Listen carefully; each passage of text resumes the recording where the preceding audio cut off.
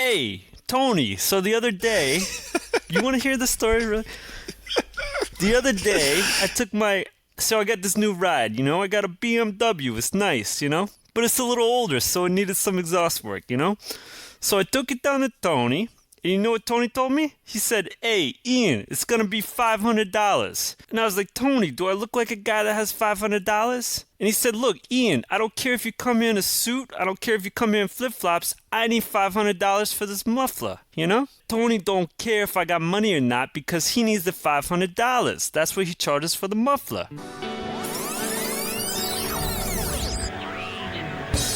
Hey, podcast listener, even if you are alone in your entrepreneurial pursuit, know that today, right now in your earbuds, you are joined by thousands of entrepreneurs all around the globe seeking to do the same thing you are. If you want to know more about this program or this podcast or want to get barraged by a lot of annoying pop-ups, check out our website, lifestylebusinesspodcast.com. Yeah, buddy, it's Thursday morning. That means it's time for another Lifestyle Business Podcast. Today, I am joined by my captain, my co-hostess with the mostest, a man whose pen name is Sir Boss Ballington. Welcome to the program, Ian. If you guys stick around to the end of the show, I'll share with you a premium but free resource to having Apple quality design on your websites. Wow, it's another Thursday morning, Ian. It's great to have you. Where are you coming from today? First of all, who doesn't stick around to the end of the show? I know nobody that doesn't stick around to the end of the show. I'm coming to you from, I would say sunny San Diego, but we are doing this late night. But I'm coming to you from San Diego. What about you? I'm in Saigon. Thanks to DCer John Myers for taking me out for a baller night on the town Saturday night. We had a two in my party, Ian, right? So there was like 20 of us entrepreneurial types around the table. Absolutely blew it out on the rooftop of this amazing, kind of a flumpy top end kind of place. Looked at the old credit card statement the next day, $88. So, and we absolutely blew it out. That's expensive, isn't it? No, well, for you maybe. You're eating burritos in the corner every day. So, but That's I'm true. talking. This is baller, man. So anyway, thanks, John, for meeting up with me and showing me your town. So real quick here, this is like a top of the line place in Vietnam. We can expect to pay about $90 for a two top. Okay, yeah, that's online with Western prices, right? It was baller, man. So, yeah, it's a crazy username. Relevant for all industries, plus they make me laugh. $signs. Thank you. And Elena Jacob says this is an absolutely awesome business podcast. You guys provide me with a seemingly endless supply of useful business information. I'm new to the podcast and I've only made it through 45 episodes, but you guys offer some of the best advice and insider information on entrepreneurship I've seen in a long time, and I see a lot of stuff. Well, thank you, Elena. What do you think about that, Ian? That's one of the best iTunes reviews I've read in a long time. Speaking of reviews, Doug from DaddyDoug.com, one time way back in the day, wrote a review where he said we were the 5th best podcast in the known human universe, and he wrote back to us this week, and he said, Dan, I got to tell you about that list. He said, man, I'm sorry. He didn't say that. He said, if I were to make another list today, you guys would be in the number 1 spot. Thanks a million. Cheers. Doug, we got a phone call today from Jonathan Roseland. Let's take a listen. Hi, Dan. This is Jonathan, and I've got a travel question for you. I was recently in Panama and Costa Rica, and I ran into this situation a couple of times. You've arrived in a new city, and a local walks up to you and starts offering to give you advice about where things are. And so I'm wondering if there's some little life hacks that we can use to determine who are the people that are trying to help us out and who are the people that might not have our best interest in mind.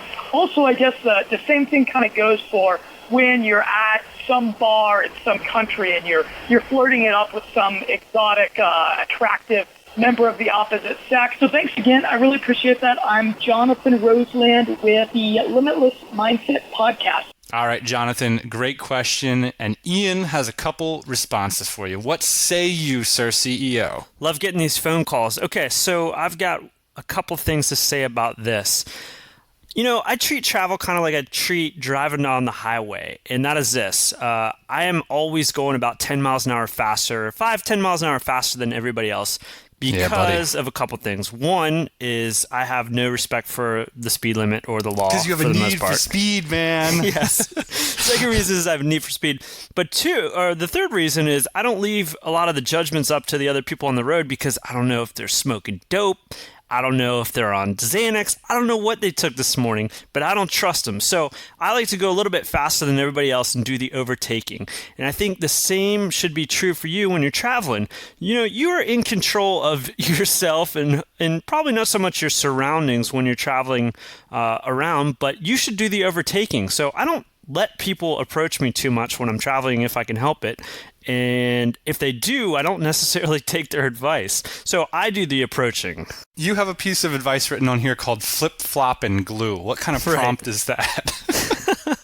We were sitting in, I think we were sitting in Vietnam. Geez, dude, this must have been like 2 or 3 years ago. And one of our flip-flops, I can't remember if it was you or me, but it needed gluing. It was coming apart. And so... being the resourceful gent that he was, the Vietnamese dude walked up to us and offered us some glue for our flip-flop. And so I think it was me, and basically I knew my flip-flop needed glue. I didn't need the guy to tell me it needed glue. I knew it needed glue.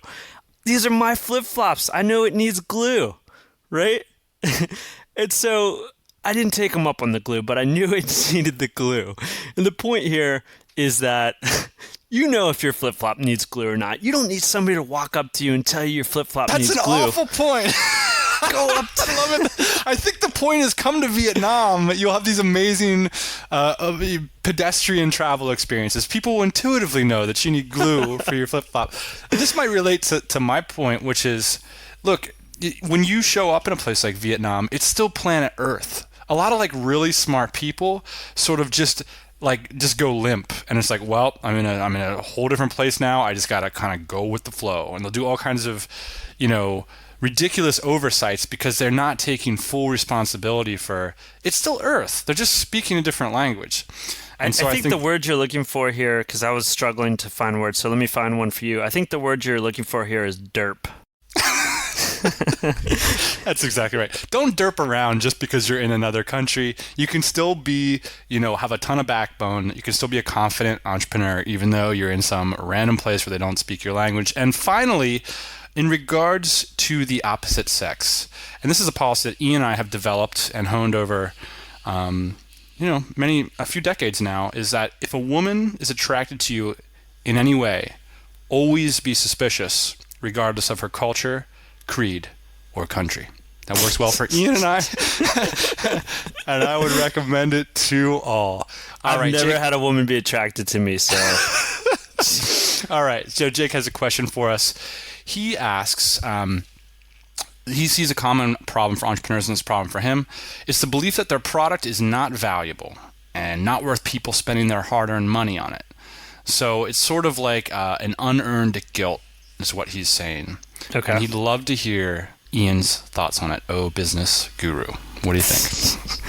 Well, I think this is really common for entrepreneurs. I see it all the time, and it's that you are coming out with a product, but you don't feel like it's worth what you want to charge for it. So you're coming out with some kind of information product, and so I think you have to do what's right for Jake. And if Jake needs to charge $10 for it, the market bearing, then you should charge $10 for it, and you shouldn't feel bad about it.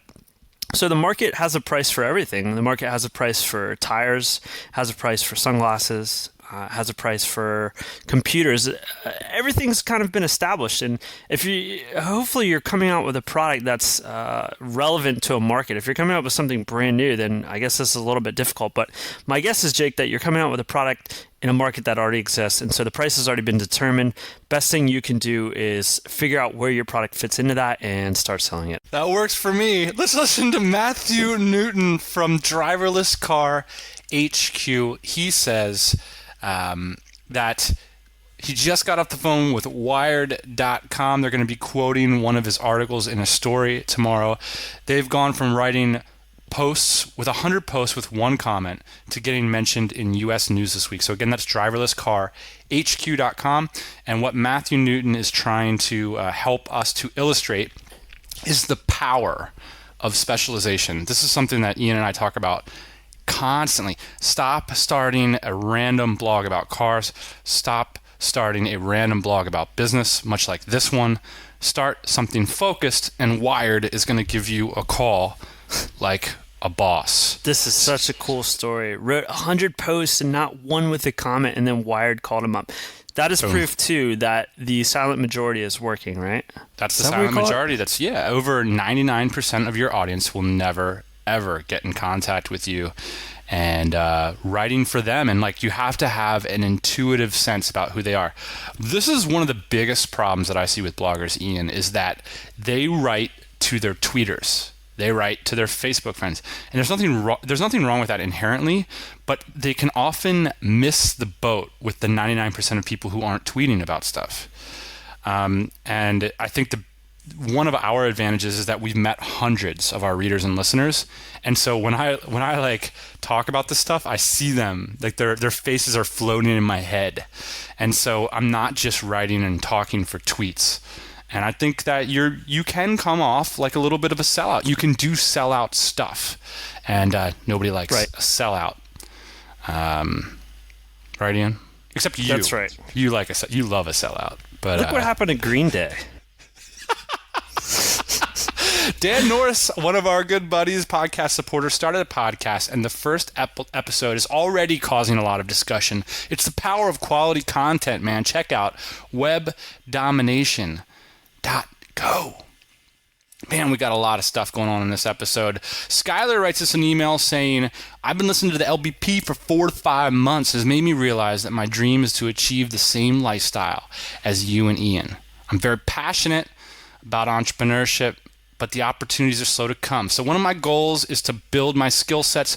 What would be the top skill sets that I could develop while I'm waiting for that key opportunity? Thank you, Skylar. Well, I'm feeling a little hungry. Let's turn that into some meat and potatoes. Hey, you know what, buddy? Speaking of speaking of emails from listeners, I got an email a couple weeks ago. I can't remember who it was from. I'd love to give the shout, but someone was like giving me some critical feedback, and they were like, Dan. And I said all this good stuff. It was like a compliment sandwich, you know? I said something like really nice about and then they kind of took a moment and they were like, Dan, I just want to let you know that it's noticeable when you misuse the English language. It was like worded really nicely, you know? Like, and I'm like, no shit. Actually, you know, I don't know if I don't think I got this from you. I just think I'm bad at it in general, but you tend to do this too. And we use words that are like, inappropriate or wrong. That's a malapropism. I don't know. Maybe this is a disease. It's a disease. I think it's like dyslexia. It's podlexia. I mean, you turn on the microphones, you start talking, you're not going to sound as smart as you think you are. That's the bottom line. All right. This is the top skill sets, the top 5 skill sets to have in 2012. Let's talk about the top 5 skill sets. Number 1, Ian, writing. That's right. I'm going to give a little moment for people to sink in, because everybody's a writer nowadays. Everybody's writing. Everybody wants to write. It's a 0 barrier to entry. You know, you can fill out an application and you're a writer, and that's the double-edged sword of writing. Part of the reason why you meet a bunch of writers and you don't meet a bunch of Python developers is that being a writer is non-falsifiable. You can be a writer tomorrow. In fact, there's blogs centered around this very topic, which is that all you got to do is start writing and you're a writer. And there's a whole industry around this. And that's cool. And I'm totally fine with that. But here's the thing. I think the true test of writing as a skill set that's interesting for entrepreneurs is inspiring action and defining actionable courses of action for people. So it's part of the reason why a lot of writers focus so much on sales letters. If you can inspire somebody to buy your product, you're inspiring action in the world. That to me is such a powerful skill set. And I think maybe the biggest thing that people miss when it comes to writing, Ian, is a lot of people focus on the elements of grammar. A lot of people focus on the elements of how you can weave a sentence together. And a lot of people focus on just the process. Like, people like the experience of feeling the freedom of writing. But there's the biggest element that people miss is the thinking. Because really, like, at least half of writing is thinking. I think this is man, I'm looking at this list here, and I think like being a writer is definitely like the most intimidating thing on the list for me, at least. I think it's one of the hardest things to do ever. You would probably say the same. I wrote an article today and I sent it to you, and you said it was total crap, and I 100% agree. And I knew it when I was writing it, but man, it's so hard because writing is difficult. So a couple things I have to say about this. I think you're totally right to say whatever you're writing has to evoke some kind of action. And I think in the example of, say, like fiction, it evokes imagination a lot of times. And so there's different kinds of writing, like you said, right? There's like fiction, there's nonfiction, there's sales writing, there's copywriting. There's a bunch of different writing, and they all have to kind of do a different thing. They all have to evoke some kind of different emotion or some kind of different response.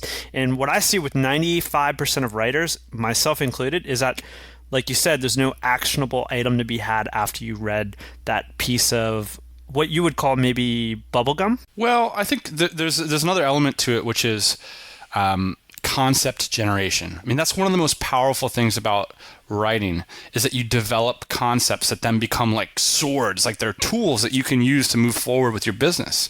You know, like you can write an article that says like, this is our process for SEO, and then boom, like that is your process for SEO, right? So like writing can actually generate actionable concepts.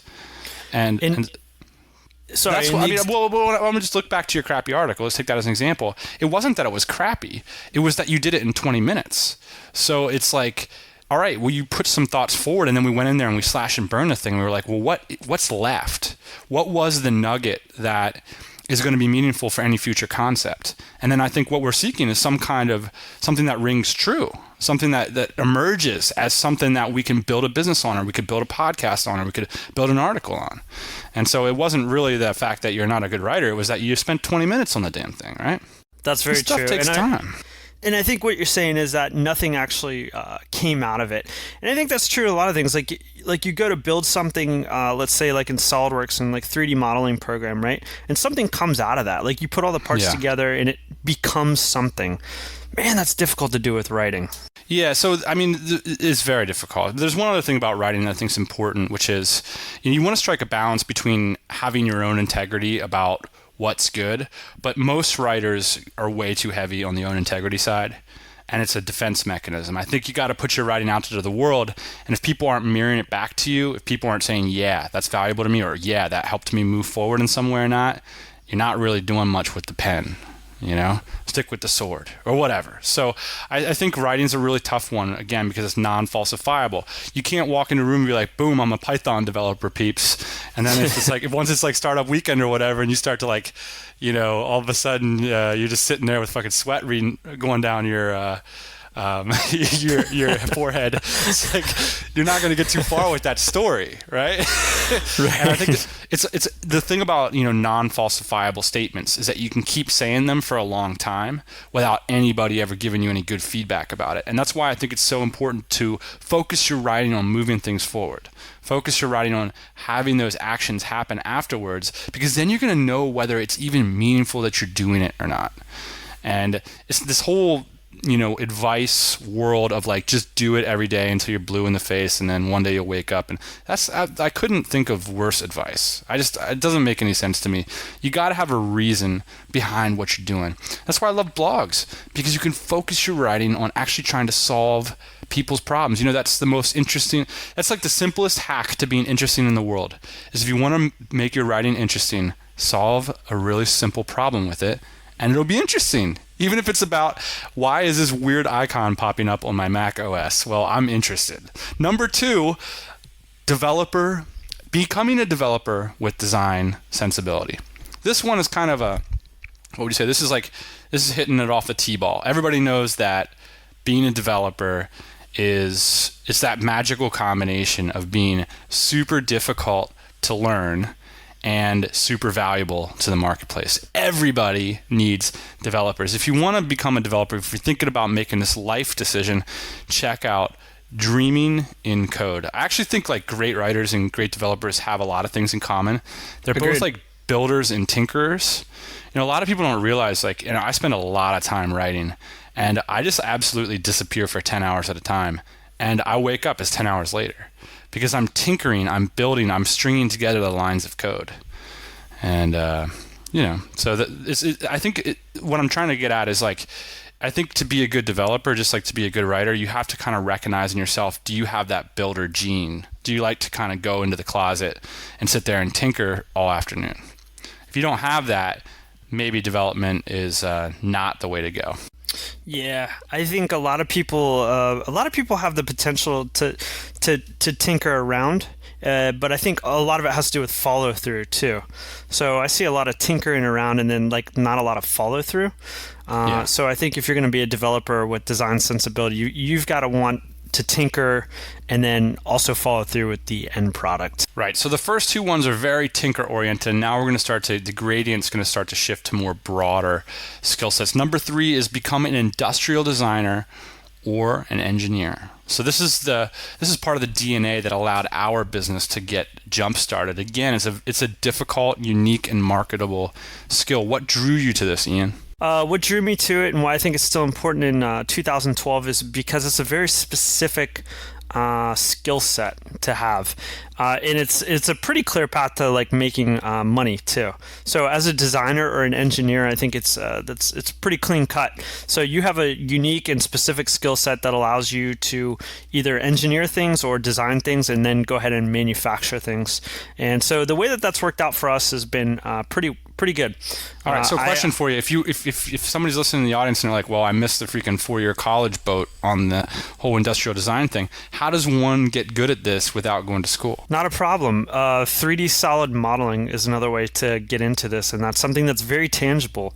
So I would go out and I would learn a 3D modeling software program like SolidWorks or Pro-E or something like that. Or you could even go out and you could learn how to use Keyshot. Keyshot is a rendering program that people... Say again?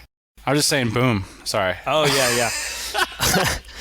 Go out and learn how to be a world-class renderer to make pretty pictures with these models. That's something that's going to be very high in demand in the future and is already in high demand now. And these are very technical things that you don't have to go to school for and that you can be self-taught. Engineer, not so much. You need to be able to go to school for that, probably. Speaking of self-taught, number 4 is internet marketing. And we could say internet marketing consultant. And this is probably more in the vein of what a lot of people are doing.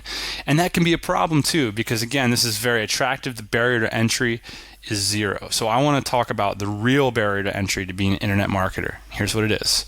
I'll call it offer development. So the best internet marketers that started from scratch and turned themselves into something in the course of a couple years, they got really good at creating offers and getting people to click through, whether that's to opt into a mailing list, whether it's to buy that stuff. And really, you can geek out, and this is what most people do. It's the churn of every SEO article, and what did Pat Flynn say, and what is going on with my niche site, and whether should I do black hat or white hat SEO. And this is all fine. That's cool. That is the equivalent of reading Star magazine if you're interested in Hollywood, right? Now, if you want to become an internet marketer, what you do is you put up a sales page and you get people to buy it, and you get more people to buy it every single month. I kind of think there's this distinction. So it's like it's like the difference between reading Star magazine and moving to Hollywood and absolutely writing scripts, getting acting gigs, improving your craft.